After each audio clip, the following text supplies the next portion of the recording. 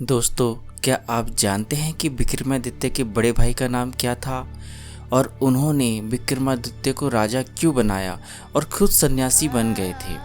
इन्हीं सवालों को जानने के लिए आप वीडियो के अंत तक बने रहिए। आप देख रहे हैं अनंत टीवी इंडिया और मैं आपका दोस्त संजीव। तो दोस्तों, बढ़ते हैं कहानी की ओर। प्राचीन उज्जैन में बड़े प्रतापी राजा हुए।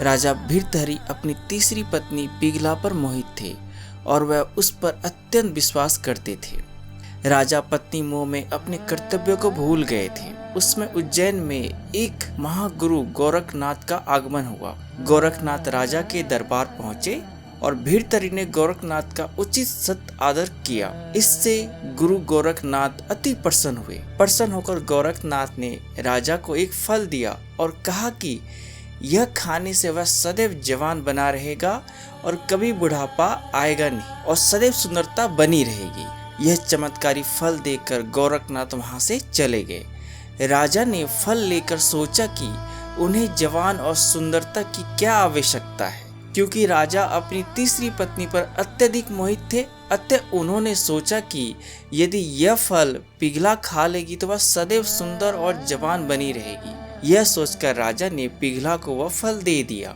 रानी पिघला भृतहरि पर मोहित नहीं थी, बल्कि उसके राज्य के कोतवाल पर मोहित थी। यह बात राजा नहीं जानते थे। जब राजा ने वह चमत्कारी फल रानी को दे दिया तो रानी ने सोचा कि यह फल यदि कोतवाल खाएगा तो वह लंबे समय तक उसकी इच्छाओं की पूर्ति कर सकेगा। रानी ने यह सोचकर चमत्कारी फल को कोतवाल को दे दिया और वह कोतवाल एक वेश्या से प्रेम करता था, ना कि रानी से, और उसने चमत्कारी फल को एक वेश्या को दे दिया ताकि वेश्या सदैव जवान और सुंदर बनी रहे। वेश्या ने फल पाकर सोचा कि यदि यह फल वह जवान और सुंदर बनी रहेगी तो उसे यह गंदा काम हमेशा करना पड़ेगा। नरक समान जीवन से मुक्ति कभी नहीं मिलेगी। इस फल की सबसे ज्यादा जरूरत हमारे राजा को है।